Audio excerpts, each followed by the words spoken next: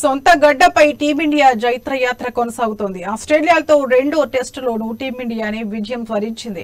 Nagpur test తరహాలోని ఢిల్లీలోనూ మనవాళ్లు 2.5 రోజుల్లోనే match ను ముగించడం విశేషం. మరోసారి అన్ని రంగాల్లో ఆధిపత్యం కనబరిచిన భారత్ రెండో టెస్టులో ఆసీస్ ను 6 వికెట్ల తేడాతో చిత్తుగా ఓడించింది.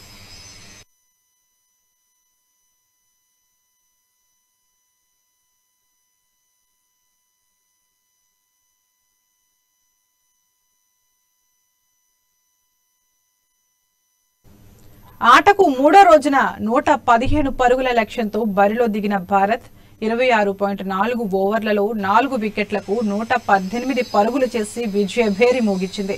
కెప్టెన్ రోహిత్ శర్మ 31, విరాట్ కోహ్లీ 20, శ్రేయాస్ అయ్యర్ 12 పరుగులు చేయగా చటేశ్వర్ పూజారా 31, కేఎస్ భరత్ 23 పరుగులతో అజేయంగా నిలిచి భారత్ ను గెలుపు తీరాలకు చేర్చారు.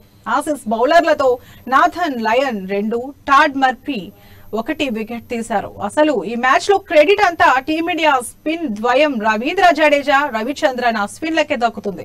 ముఖ్యంగా రెండో ఇన్నింగ్స్ లో దూకుడుగా ఆడుతున్న ఆసీస్ కు కళ్లెం వేయడంతో పాటు వారిని స్పిన్ ఉచ్చులో బిగించి కుప్పకూల్చిన ఘనత వీరిద్దరిదే. ఆసీస్ రెండో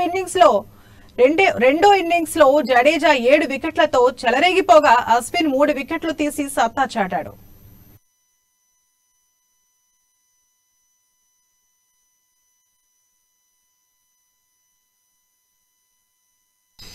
నిజానికి ఆసీస్ తన రెండో ఇన్నింగ్స్ లో భారత్ కు 200 పైచిలుకు లక్ష్యాన్ని నిర్దేశించి ఉంటే మ్యాచ్ ఫలితం ఊహించడం కష్టమయ్యేది. కానీ ఆ అవసరం రాకుండా జడేజా, అశ్విన్ తమ స్పిన్ నైపుణ్యంతో భారత్ విజయానికి బాటలు వేశారు. ఈ మ్యాచ్ లో టాస్ గెలిచిన ఆస్ట్రేలియా మొదట బ్యాటింగ్ చేసి తొలి ఇన్నింగ్స్ లో 263 పరుగులకు ఆల్అౌట్ అయింది. అందుకు బదులుగా భారత్ తొలి ఇన్నింగ్స్ లో 262 పరుగులు చేసింది. ఆసీస్ రెండో ఇన్నింగ్స్ లో 113 పరుగులకు కుప్పకూలి మ్యాచ్ ని చేజార్చుకుంది. ఇక ఈ విజయంతో భారత్ 4 టెస్టుల సిరీస్ లో 2-0తో ఆధిక్యంలో నిలిచింది.